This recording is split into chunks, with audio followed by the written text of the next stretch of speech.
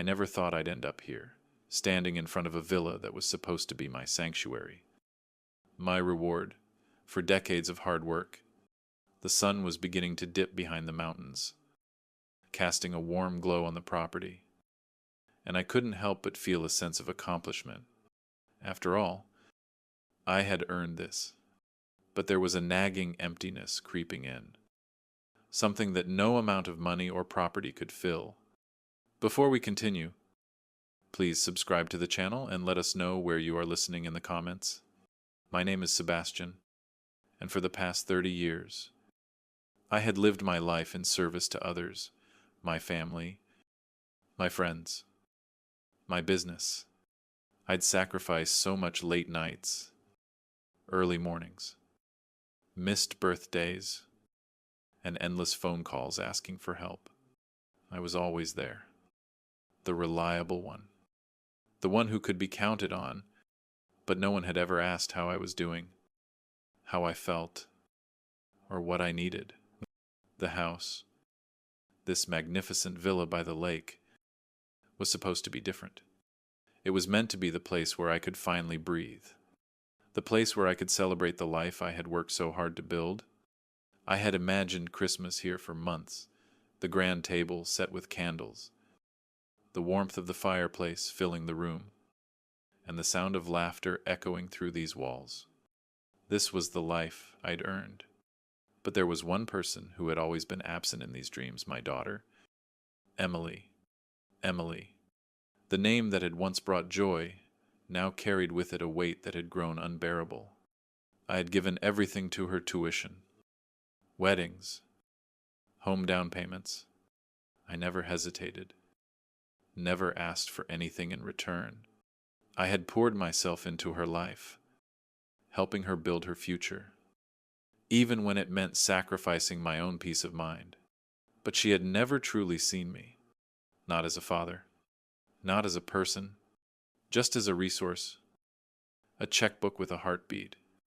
And then she sent me that message. "We want to spend Christmas quietly with the in-laws," it said. 3 words that felt like a slap across the face. All the years of sacrifice, all the money, all the love. It felt like it meant nothing to her. She didn't even want to share this special day with me. The man who had given her everything. It was clear now. My daughter didn't need me. Not in the way I needed her.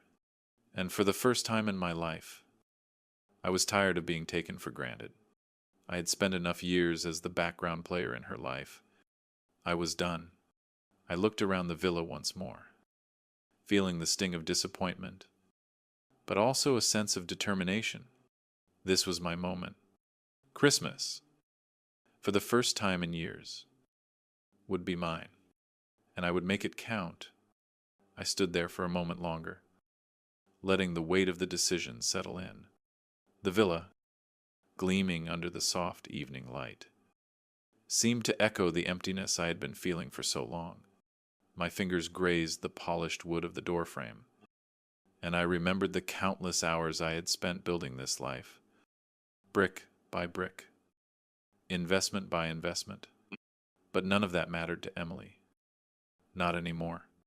I had given her everything, every last ounce of my energy, my resources, and my love. Yet, in return, I received a text message that made me feel invisible. I took a slow breath and walked to the large window overlooking the lake. The view was breathtaking, the kind of serenity I had always envisioned as the reward for a life well lived. But as I stood there, staring at the calm water, it occurred to me that this villa wasn't just a physical space. It was a symbol of everything I had worked for, everything I had sacrificed. Yet, it was also a reminder of what I had never received: true appreciation, real respect. I thought back to the early days, when I was just starting out in business. I had worked tirelessly to provide for my family, determined to build something that would last. I had never asked for anything in return. It was just the way I was. But as the years passed, I noticed the pattern. Every time Emily called, it was for help. A car payment. A wedding fund. Ah, whose deposit? And with each request, I gave, without question, without hesitation. It was as if I had no choice but to give. But did she ever call just to ask how I was? Did she ever once stop to wonder if I was okay? No. And that's what stung the most. The message that Emily had sent me about Christmas was the final straw. It was as if she had already made up her mind. I wasn't needed. I wasn't wanted. And now, after everything, I was just expected to accept it. But I couldn't. Not anymore. I turned away from the window and walked to the kitchen, my mind already racing. I had made my decision. Christmas this year would not be spent in isolation or bitterness. It would be spent with people who truly valued me, people who saw me for who I was, not for what I could give. I pulled out my phone and began scrolling through my contacts. Robert, Tom, Linda, people who had stood by me for years, not because of my wealth, but because they cared. I knew what I had to do. I wasn't going to let Emily's rejection define this Christmas. This year, I was going to make sure I was surrounded by people who appreciated me, not just my bank account. The villa was finally mine, and I wasn't going to let anyone take that from me. I scrolled through my contacts list, my thumb pausing over Robert's name. My brother, the one person who had always seen through the layers of pretense, the one who never hesitated to tell me the truth. Even when it was hard to hear, he had been my sounding board for years, watching as I built my empire and quietly supporting me when I needed it most. Robert had been the first one to call out the cracks in my relationship with Emily, even before I could see them. He had always been there, but I had pushed his warnings aside. The truth was, I didn't want to admit that my daughter had become someone I no longer recognized. But now, as I stood in the kitchen of my new villa, the decision was clear. Emily wasn't coming. And, truth be told, I didn't want her to. I didn't want a Christmas filled with guilt, obligation, and hidden resentment. I wanted to create something different, something real. So, I picked up the phone and dialed Robert's number. "Hey, Robert," I said when he answered, trying to keep my voice steady. "I'm hosting Christmas dinner here at the villa. Are you and Sarah free?" There was a pause on the other end. Then Robert's voice came through with a warmth I hadn't realized I missed. "Hell yes, Sarah's been dying to see the place." "What's going on? I thought you were going to Emily's." I glanced at the text message from Emily still open on my phone. "Change of plans," I replied, my voice firm. "She wants to spend it quietly with the in-laws. So, I decided to do something different this year. I'm inviting the people who actually want to be here." Robert's reaction was swift, his tone laced with quiet anger. "That ungrateful little David. I've been telling you for years. Don't let her treat you like a bank account. How long are you going to let her take advantage of you?" I felt a knot loosen in my chest at his words. For so long, I had been weighed down by guilt, guilt for not doing enough, guilt for not being there when Emily needed me. But Robert was right. I had given, given, given, and it was time to stop. "I'm done," I said, my voice stronger now. "I'm done being the backup plan. This Christmas, I'm going to be surrounded by people who value me for who I am, not what I can provide." "Good for you, David," Robert said, his voice softer now, full of support. "You've earned this. I'll call Mark and Janet. Let's make it a proper celebration." The relief I felt was almost immediate. I wasn't alone in this. Robert understood, and he wasn't the only one. I dialed Tom's number next. then Patricia's. Each call, each confirmation felt like a weight lifting off my shoulders. This wasn't just about Christmas. It was about reclaiming my life, my time, and my worth. As the evening unfolded, I began to see this villa in a new light. It wasn't just a house. It was a declaration of my independence, of my choice, to stop enabling a toxic relationship. For the first time in years, I felt excited about what lay ahead. This Christmas would be mine to enjoy. It was a small victory, but it was a victory nonetheless. And for the first time in a long while, I felt truly at peace with it. As I hung up the phone with Robert, a quiet sense of determination settled over me. The villa, which had once been a symbol of all my hard work and ambition, was now more than just a place. It was a testament to my resolve, a sanctuary I had carved out for myself after years of living for others. The night ahead would mark the beginning of something new, something I hadn't fully realized I was yearning for.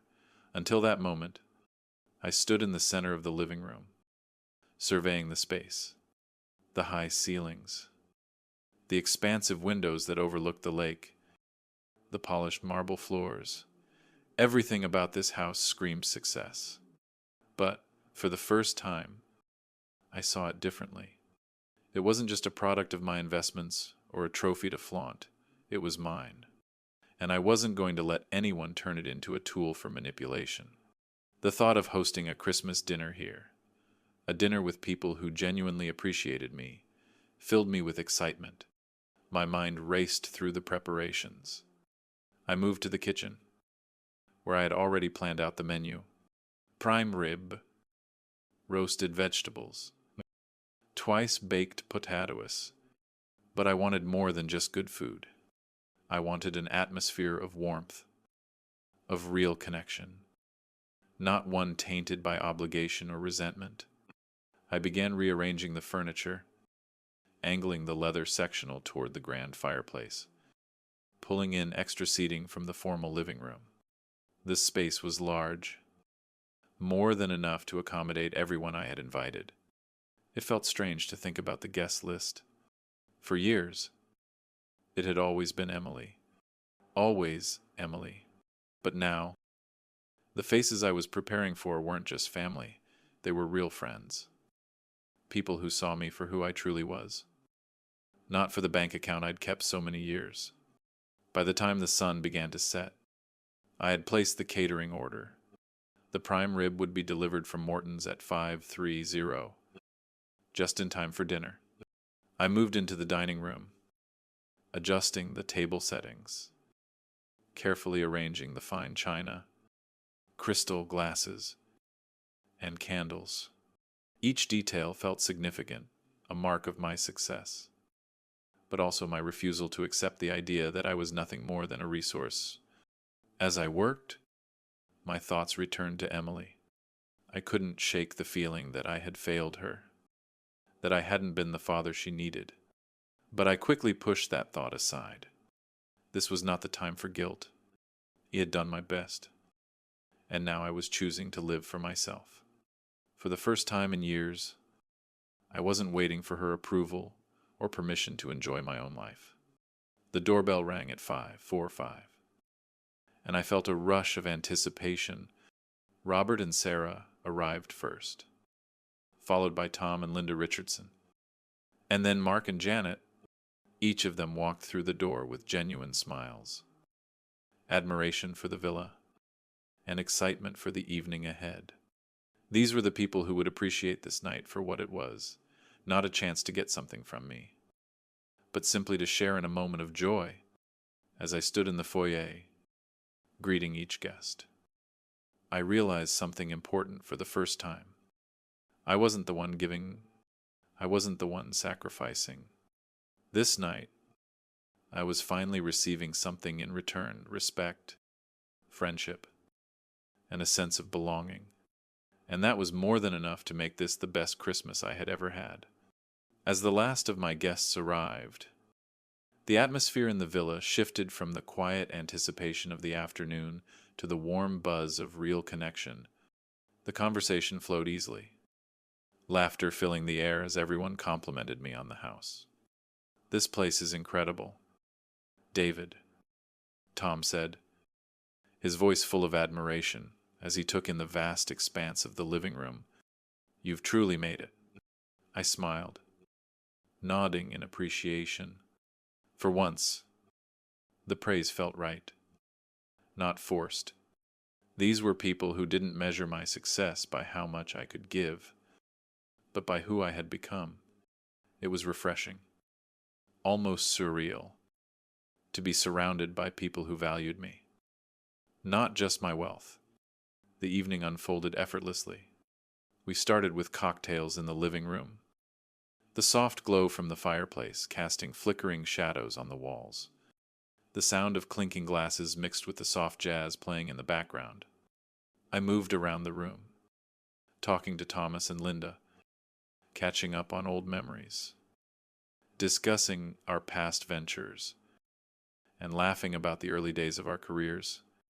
They were my true friends, people who had been with me through thick and thin, long before the villa, the investments, or the money ever came into the picture. As the clock ticked towards 7, I led the group to the formal dining room, where the table was set beautifully, a spread of food that could only be described as magnificent. The prime rib, golden and tender, was the centerpiece.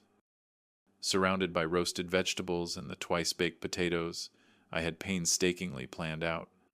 I had even gone so far as to ensure that Patricia's famous tiramisu made it to the table.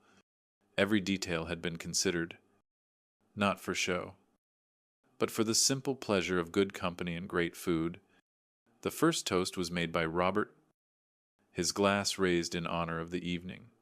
"To David," he said, his voice thick with emotion, for never losing faith in himself, even when the rest of us couldn't see the vision. "And to this beautiful home, where we're finally getting the Christmas celebration you deserve." The group echoed his sentiment, their voices genuine and filled with respect. For the first time in years, he felt seen, not as someone who could provide for others, but as a man who had worked hard, invested wisely, and had now created something truly his own. The moment felt like a turning point, a release from the years of walking on eggshells, kind of worrying about how I was perceived or how much I was expected to give. Dinner was perfect. The wine flowed freely, and the conversation grew more relaxed as the evening went on. As I listened to the stories, the jokes, and the light-hearted banter, I realized how much I had missed this, being with people who didn't want anything from me but simply enjoyed my company. This was what Christmas was supposed to be about.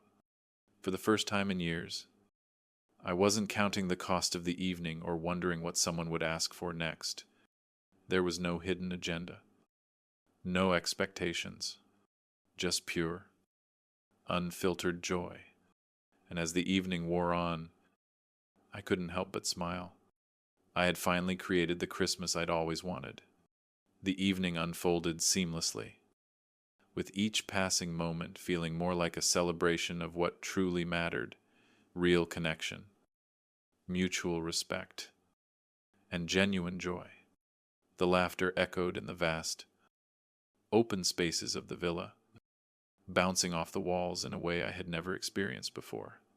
I leaned back in my chair, soaking in the warmth of the conversation and the relaxed energy that now filled the house. It was hard to remember the last time I felt so at ease, so truly present. I glanced around at my guests, their faces glowing in the soft light from the fireplace. Linda and Tom were deep in conversation with Robert, their laughter merging into the music that played softly in the background. Mark and Janet were reminiscing about the old days, recounting stories of the early years when they first entered the business world, their voices animated with shared memories.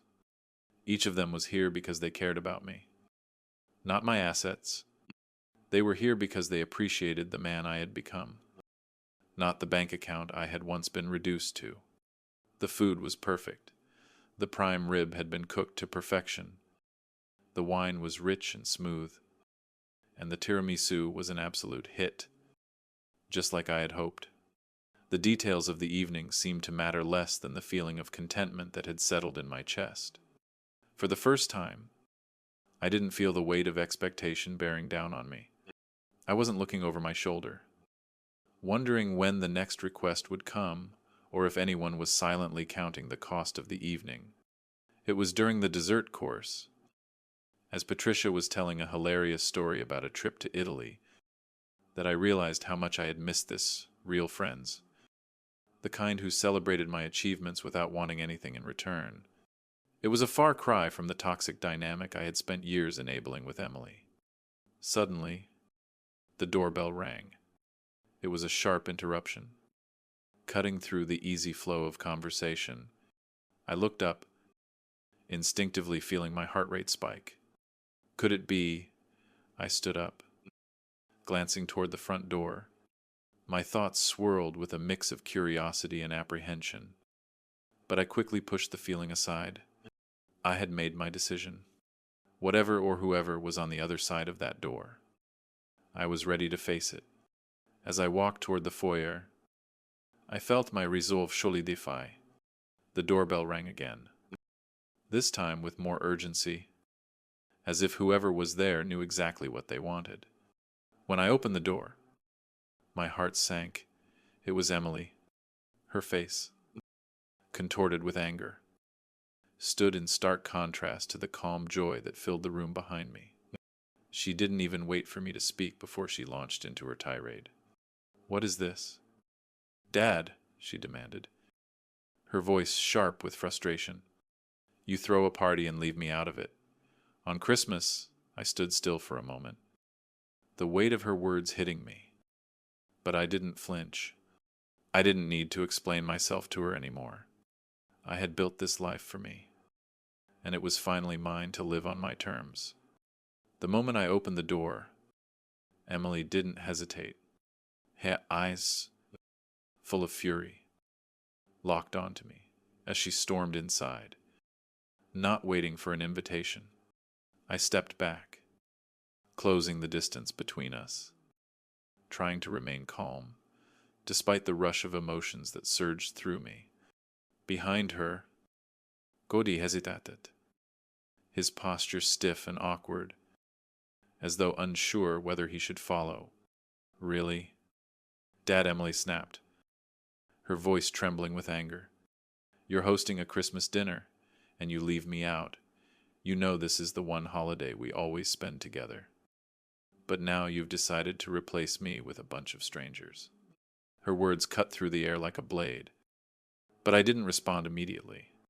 Instead, I glanced back into the living room, where my friends and family were still enjoying their evening, unaware of what was unfolding at the door. The juxtaposition of the calm celebration behind me and the storm brewing in front of me was almost surreal. "You can't just ignore me." "Dad," she continued, her voice rising, "this is insane. I'm your daughter. How could you do this to me?" I closed my eyes briefly, feeling the weight of 30 years of sacrifice. And yet, here she was, demanding that I justify my decisions, not understanding the hurt I had carried for so long. I took a deep breath and stepped back from the door, allowing her and Cody to enter. "You've made a scene," I said quietly, my voice firm but controlled. "This isn't how we handle things." "Emily." Emily barely acknowledged my words. Her gaze flicked to the grand decorations around her. The gleaming chandeliers, the lavish furniture. "Where did all of this come from?" she asked, her tone colder now, as if looking for a new angle of attack. "You've been hiding money from me, haven't you? All this?" "All of this is new." I was taken aback by the accusation, but instead of responding immediately, I let the silence stretch between us. I knew exactly where this was going. Her eyes flicked to the walls, the marble floors, the rich wood paneling. She was calculating, measuring, and no longer seeing me, just a man who had somehow gotten rich without her knowing. This villa, this lifestyle, she continued, now almost spitting the words. It's all hidden from me. You think I wouldn't notice? You think I wouldn't figure it out? Her voice was loud, demanding attention, and I could feel the tension in the room thickening. My friends and family, who had been enjoying themselves just moments before, were now stiffening, looking toward us, clearly uncomfortable with what was happening. I didn't blame them. This was not the Christmas they had expected. Emily, I said, my voice cutting through the chaos, I've earned everything here. And if you think that I've been hiding something from you, then you've completely misunderstood me. This house, my success, it's mine. Not because I owe it to you, but because I worked hard for it.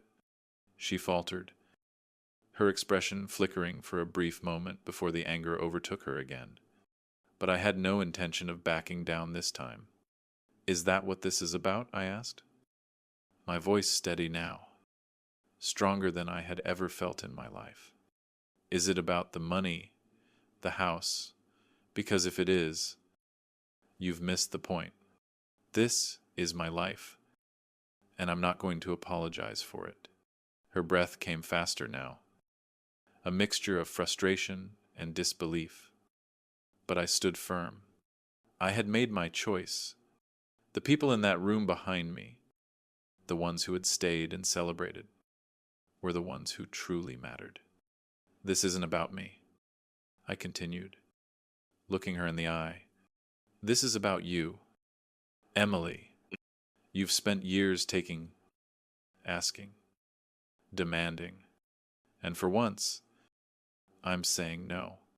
She opened her mouth, but before she could speak, I turned toward the living room, signaling for her to follow. This is where you leave. Emily, I said, my tone final. I'm not leaving until we resolve this. She shot back, her voice sharp and desperate. I turned back to her, my heart steady. It's already been resolved. With that, I stepped away from the door, leaving her standing there, her anger hanging heavy in the air. The moment I turned my back on Emily, I could feel the weight of her gaze burning into my back. But I didn't look back. I didn't need to. I had made my decision. For too long, I had allowed myself to be manipulated, to be the one who always gave, always bent, always compromised. Not anymore. I walked back into the living room, where my friends were still gathered, their faces filled with the warmth and genuine affection that I had been craving for so long. The laughter, the light-hearted chatter, it all seemed to fade into the background as I tried to shake off the tension that had followed me in from the foyer. But it wasn't the scene inside that was weighing on me now. It was the confrontation with Emily. As I reached the group, I could hear the clinking of glasses, the sound of people enjoying themselves, and for the first time in a long while, I felt like I belonged in that moment. I wasn't just the provider, the bank account with a heartbeat. I was a person. I was someone who mattered to these people. I poured myself a glass of wine, savoring the rich, deep taste of it as I let the warmth spread through me. But even as I settled into the comfort of my friends, a familiar, unsettling feeling gnawed at me. It was Emily, and the fact that I hadn't finished this yet. She was still out there, still angry, still fighting. And then it happened. The doorbell rang again, sharp and insistent. My chest tightened. This time, I knew exactly who it was. I'll get it, Robert said, stepping forward with an understanding look. He was the first to notice the shift in my mood. The weight of the moment.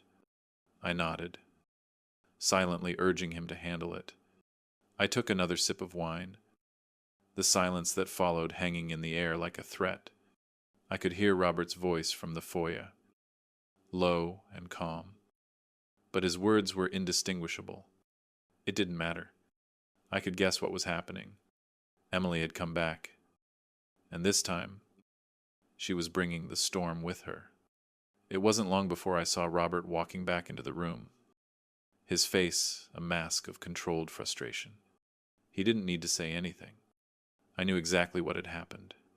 I could feel the tension rising in the room, the quiet discomfort of my friends as they sensed the growing chaos. "She's calling the police." "David," Robert said, his voice low.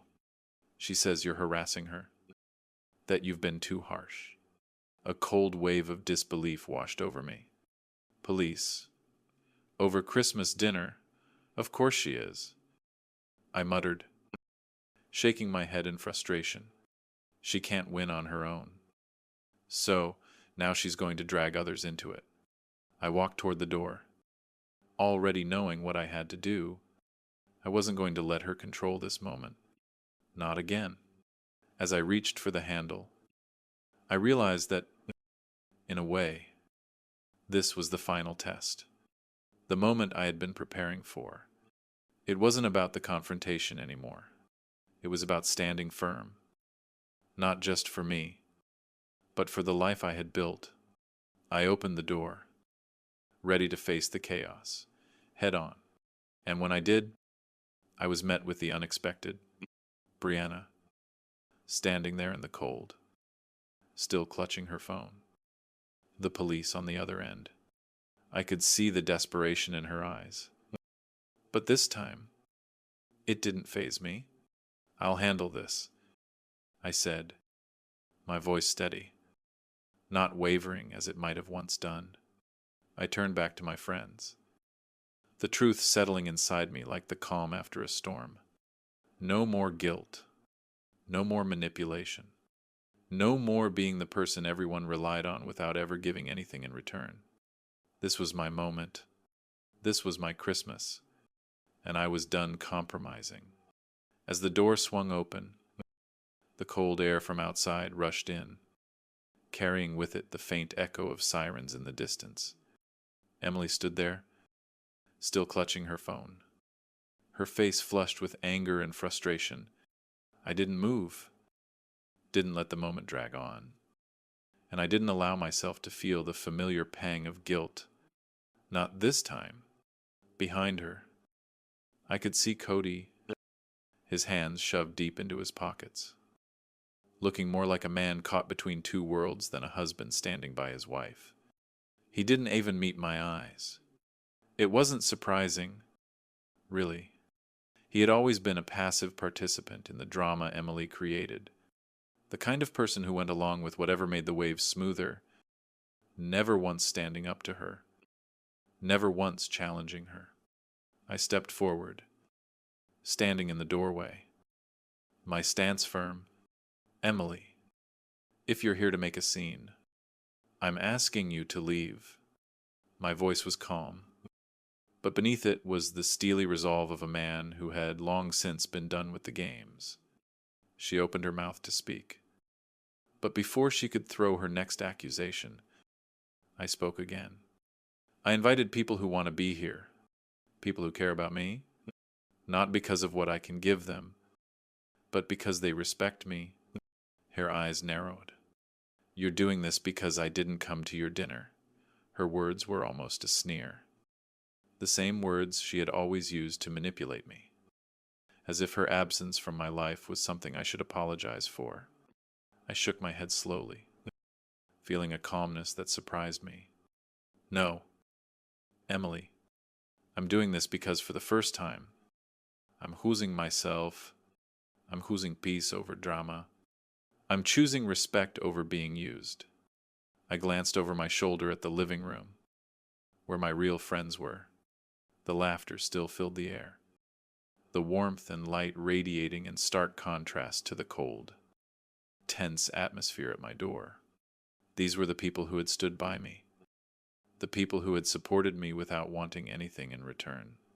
The irony of Emily's sudden intrusion wasn't lost on me. She had no idea what genuine appreciation looked like anymore. The sound of the sirens grew louder as they approached, but I didn't feel the knot of anxiety in my chest that I would have years ago. I felt no fear of the confrontation. The officers arrived minutes later, their flashing lights cutting through the calm of the evening.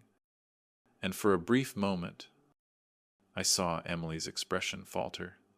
The moment the officers approached, I explained the situation briefly, how she had shown up uninvited, disrupting my peaceful gathering, accusing me of things that weren't true. Emily tried to speak, to twist the narrative as she always had. But the officers weren't having it. "Ma'am, from what we can see, there's no disturbance here.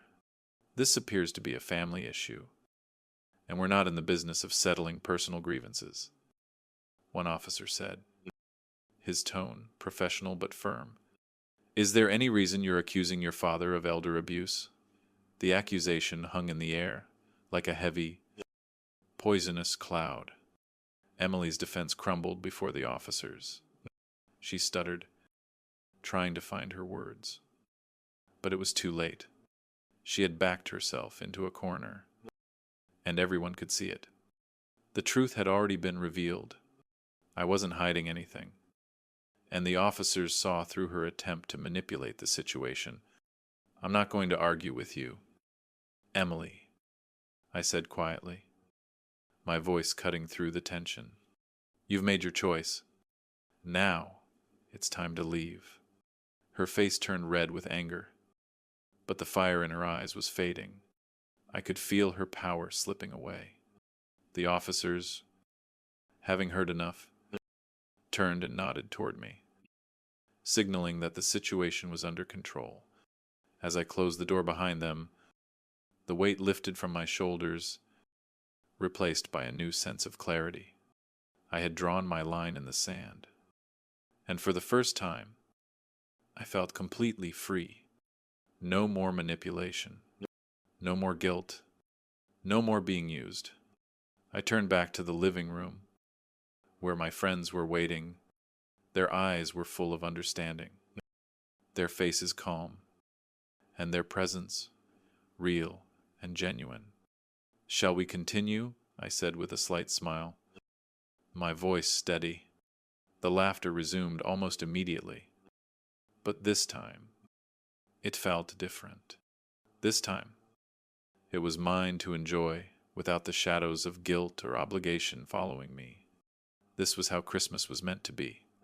As the door clicked shut behind me, the sound of the sirens fading into the distance, I stood there for a moment, allowing myself to breathe. The weight of the night, the tension, the years of manipulation, it all seemed to drain away, leaving a sense of peace I hadn't known in ages. I could still hear the faint hum of conversation from the living room, the quiet laughter, the clinking of wine glasses. My friends, my real friends, were waiting for me. And for the first time, I felt as though I had finally arrived at a place of true peace. I walked back into the living room, feeling lighter with each step. Robert looked up as I entered, his eyes filled with quiet pride, and I couldn't help but smile. For years, I had been living in a fog, unsure of how to break free from the cycle of giving and guilt. But tonight, I had taken the first real step, not just for myself, but for my own dignity. Tom, who had been watching the whole exchange with a calm, knowing gaze, raised his glass as I rejoined the group. "To you, David," he said, his voice rich with respect. "To choosing peace, to choosing yourself." The room echoed with quiet agreement, each person acknowledging the weight of the decision I had made. No one seemed uncomfortable with the earlier disruption. In fact, There was an unspoken understanding that the events had only deepened the bond between us. I wasn't just a source of support for them. I was a person who deserved respect, kindness, and love. And tonight, they had shown me that. I sat back down, a genuine smile crossing my face, the tightness in my chest finally gone. This was what Christmas was meant to be, not about obligation, not about guilt, but about authentic connection. This villa, which had once been a symbol of my success, now stood as a testament to my personal growth. I had built this home with my own hands, brick by brick. But it was moments like these, moments of real, heartfelt connection, that made it truly feel like mine. As the evening went on, the conversation shifted to lighter topics, travel plans, shared memories, and the things we were all looking forward to in the coming year. But even in those lighthearted moments, I could feel the shift inside me. I had let go of the past, of the weight of familial expectations. And in doing so, I had allowed myself to embrace a future where I was no longer just a resource to be drained. And then, as the night came to a close, I realized the true lesson of the evening. Sometimes the most loving thing you can do for someone is to set a boundary.